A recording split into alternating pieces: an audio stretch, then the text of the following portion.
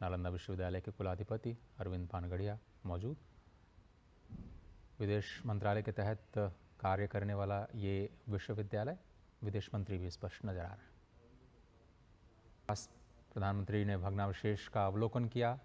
पट्टिका के अनावरण के बाद वृक्षारोपण के साथ पूरे संपूर्ण विश्व को ये संदेश कि भारत तो आपके समर्थन, मार्गदर्शन और स्थापना के लिए हम सभी का हृदय से आभार व्यक्त करते हैं। Bihar Nalanda university has embarked on a remarkable journey since its inception। वर्षाओं की कुछ झलकियां प्रस्तुत करती है ये शॉर्ट फिल्म।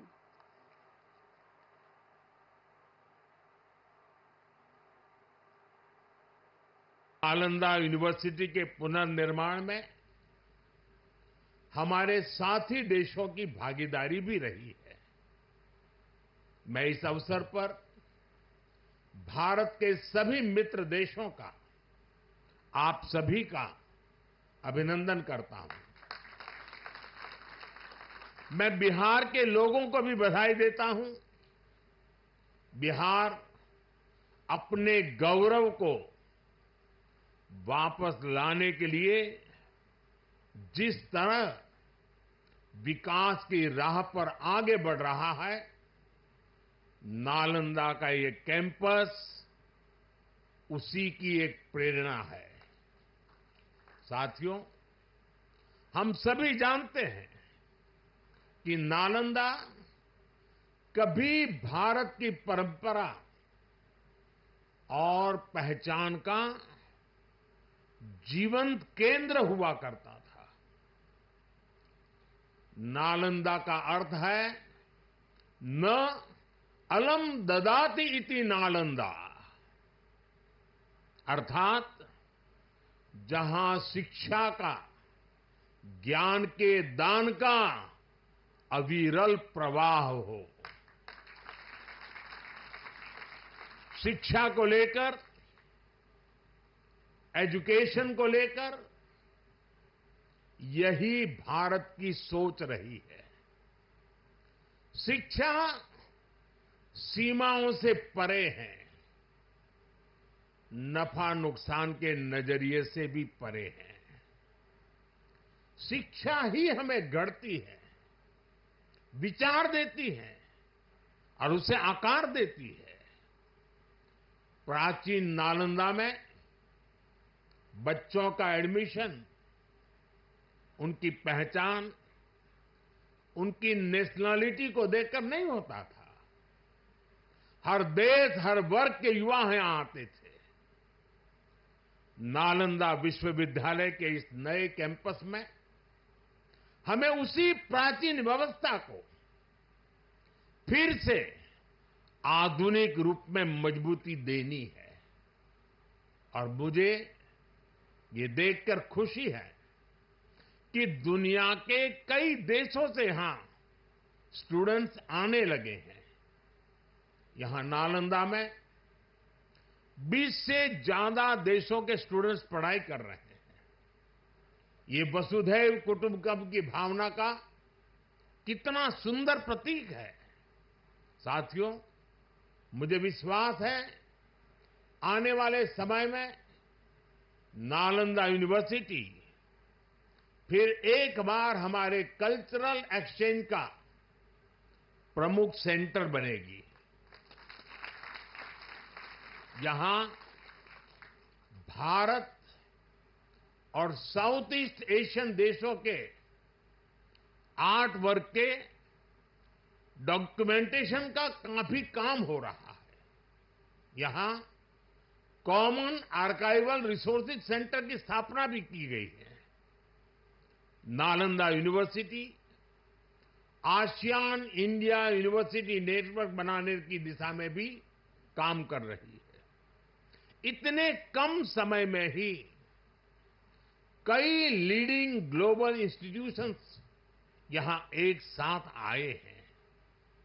एक ऐसे समय में जब 21वीं सदी को एशिया की सदी कहा जा रहा है, हमारे ये साझा प्रयास हमारी साझी प्रगति को नई ऊर्जा देंगे।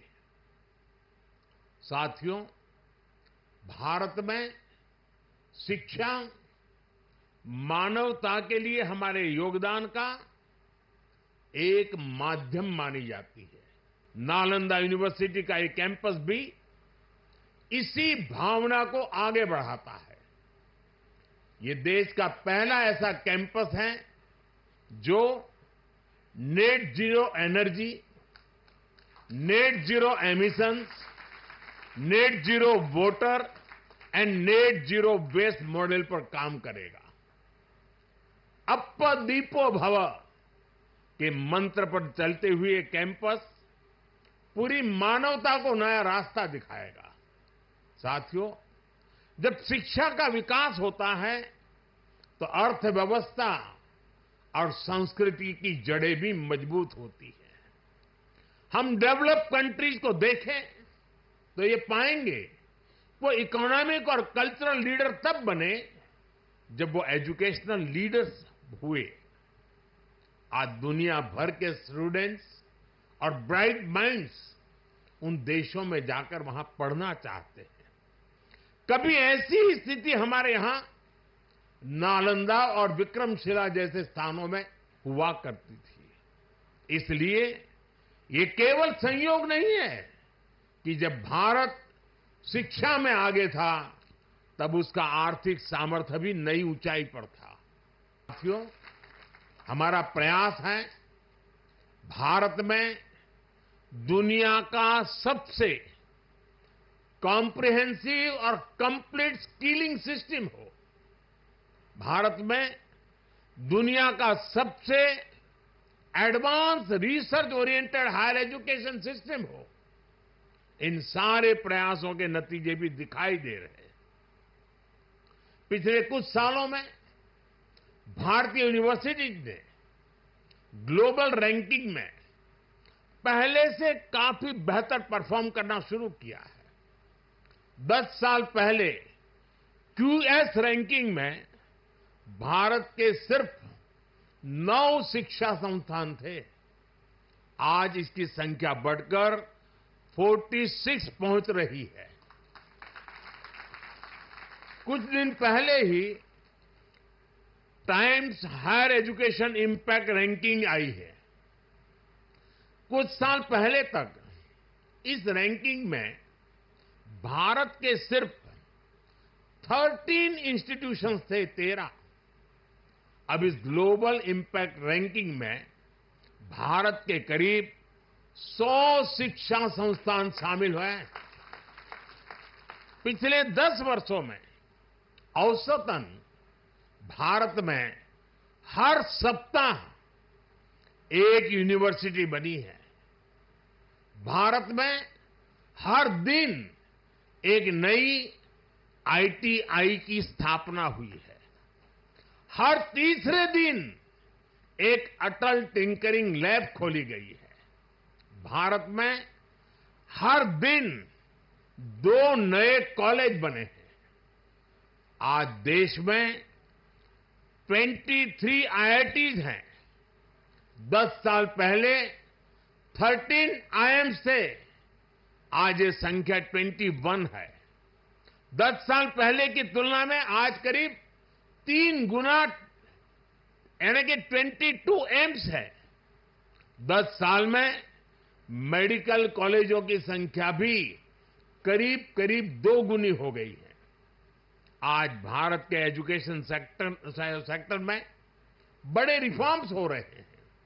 नेशनल एजुकेशन पॉलिसी ने भारत के युवाओं के सपनों को नया विस्तार दिया है। भारत की यूनिवर्सिटीज ने फॉरेन यूनिवर्सिटीज के साथ भी कोलैबोरेट करना शुरू कर दिया है। इसके अलावा डीकन और वुलंगडोंग जैसी इंटरनेशनल यूनिवर्सिटीज भी भारत में अपने कैंपस खोल रही है। इन सारे प्रयासों से भारतीय छात्रों को हायर एजुकेशन के लिए भारत में ही सर्वश्रेष्ठ शिक्षा संस्थान उपलब्ध हो रहे हैं। इससे हमारे मध्यम वर्ग की भी बचत भी हो रही है। साथियों, आज विदेशों में हमारे प्रीमियर इंस्टीट्यूट्स के कैंपस खुल रहे हैं। इसी साल अबू धाबी में आईआईटी दिल्ली का कैंपस खुला है। तंजानिया में भी आईआईटी मद्रास का कैंपस शुरू हो चुका है और ग्लोबल होते भारतीय शिक्षा संस्थानों की तो ये शुरुआत है। अभी तो नालंदा यूनिवर्सिटी जैसे संस्थानों को भी दुनिया के कोने कोने में जाना है। साथियों, आज पूरी दुनिया की दृष्टि भारत पर है, भारत के युवाओं पर है। दुनिया बुद्ध के इस देश के साथ, मदर ऑफ डेमोक्रेसी के साथ कंधे से कंधा मिलाकर चलना चाहती है। आप देखिए, जब भारत कहता है one earth, one family and one future, तो विश्व उसके साथ खड़ा होता है।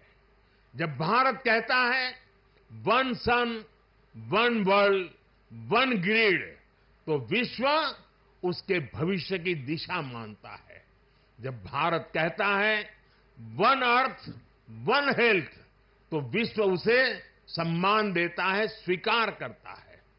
नालंदा की ये धरती विश्व बंधुत्व की इस भावना को नया आयाम दे सकती है।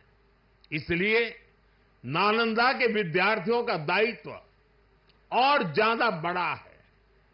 आप भारत और पूरे विश्व का भविष्य है।